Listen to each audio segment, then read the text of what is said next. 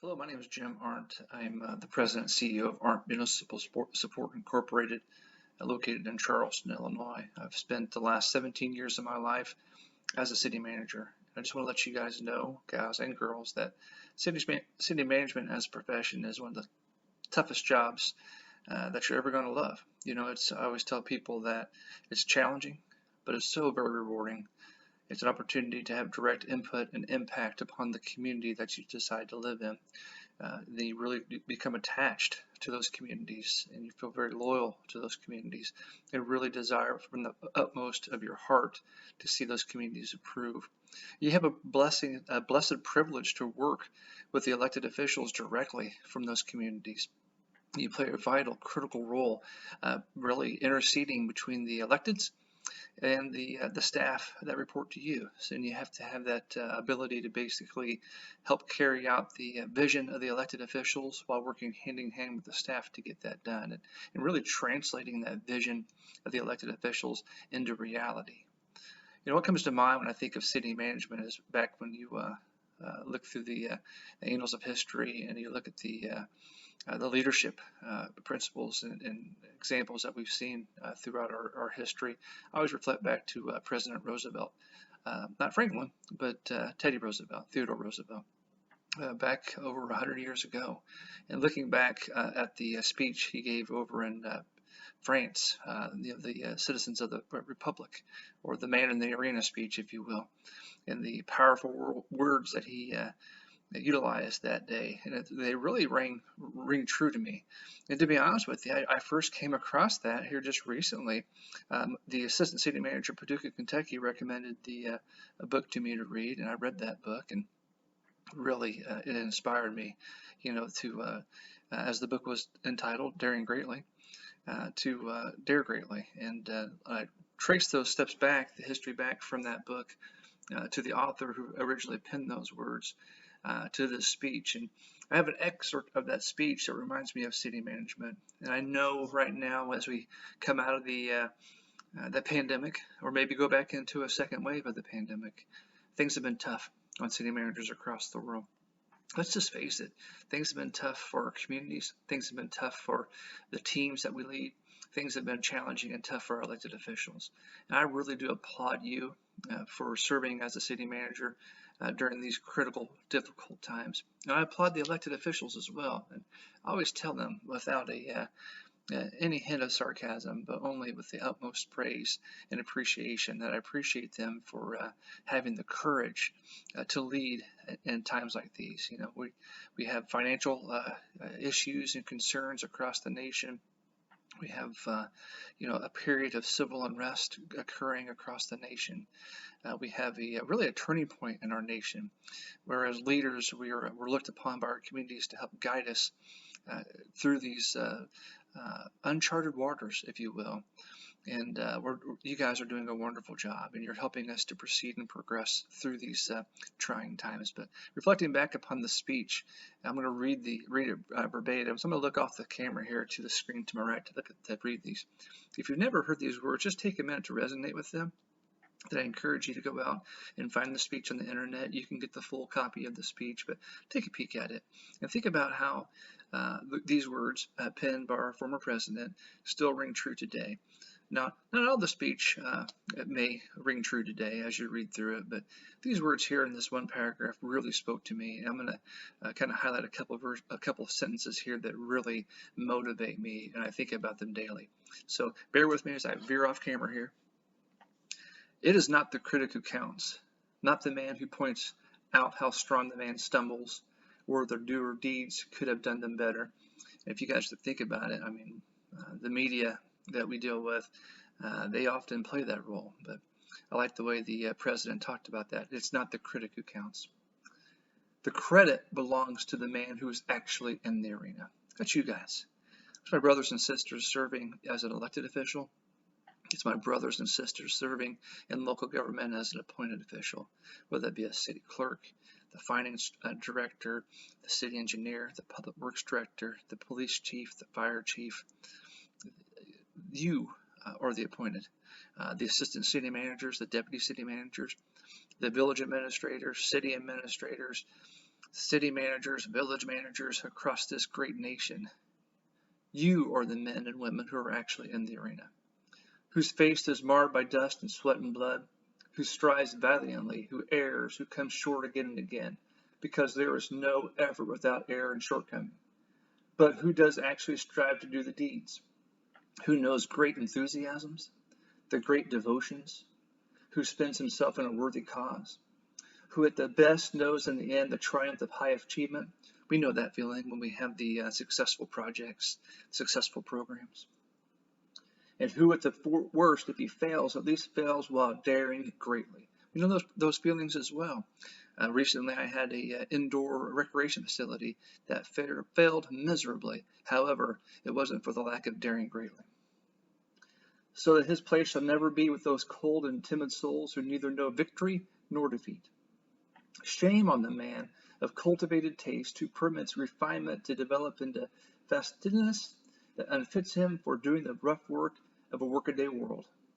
Among the free peoples who govern themselves, there is but a small field of usefulness for the men of the cloister life who shrink from contact with their fellows. Still less room is there for those who deride the slight of what is done by those who actually bear the brunt of the day, nor yet for others who always profess that they would like to take action.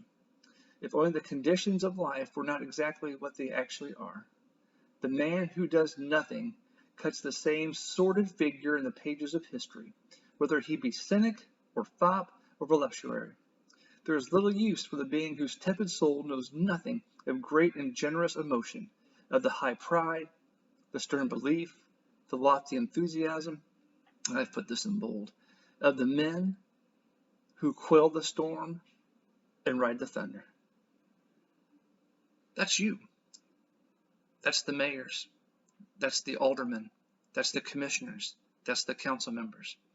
That's the volunteers in your communities. That's the city managers, the city administrators, the village administrators, the clerks, the assistant city managers, the police chiefs, the fire chiefs. You are the men and women who quell the storm and ride the thunder. Well for those men if they succeed, well also, though not so well, if they fail, given only they have nobly ventured and have put forth all their health and strength. It is war-worn Hotspur spent with hard fighting, he of the many errors and valiant end, over whose memory we will love to linger, not over the memory of the young who, but for the vile guns, would have been a valiant soldier. So what you do matters. What you do matters. You're leaving a legacy for our communities to remember, a legacy for our communities to enjoy, a legacy for your families. You're setting an example for all those that see that you are a man, or a man, I should say, and woman, who's quelling the storm and riding the thunder. City management as a profession has been around since the early 1900s. So over 100 years, my brothers and sisters have served in this critical and vital role. We provide services that are absolutely critical to our communities. We bring the blood, sweat, and tears to the job. There's nights you can't sleep. There's days you don't want to get out of bed. So how can we, as members of this called profession, this calling, help one another? How can we assist one another? How can we motivate one another? Just simply reach out. Lean upon your networks. Call, text, email one another. Boister each other up. I was talking to a group of city managers in Western Kentucky yesterday about the importance of really just saying, hey, I appreciate what you do. What you do matters. Because everybody needs to hear that. Now we'll say, no, I don't do this for the fame. I don't do this for the accolades. And I get that. I totally understand that. City management, mayors, board members, police chiefs, we know it's servant leadership.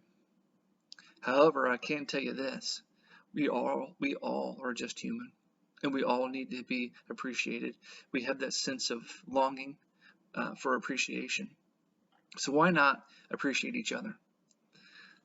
As the former president talked about, we're not always going to have a victory.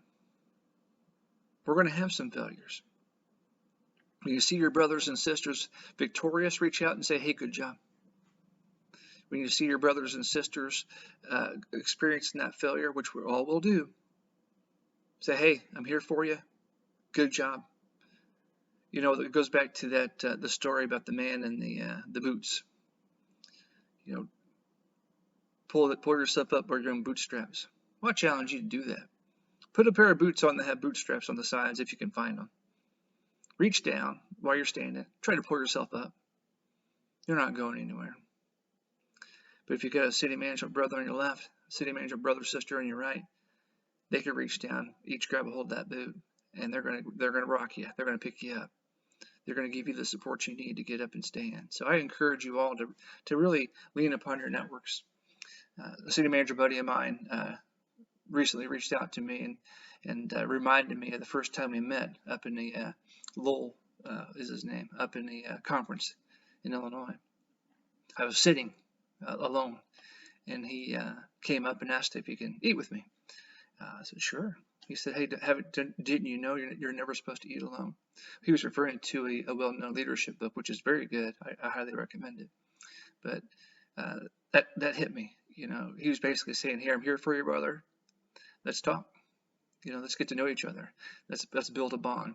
And we continue to have that bond today, and I appreciate him for that. I consider him a friend and a colleague, and I really do a brother, and I appreciate him for that. You know, city management is some people will say, you know, why choose city management as a career? It is the most rewarding job you possibly can have. It's stressful. It's tedious. Sometimes you feel like you're underappreciated or not appreciated. Sometimes you're hated in the community. I'm not telling you anything you don't know. At the same time, you're providing a role.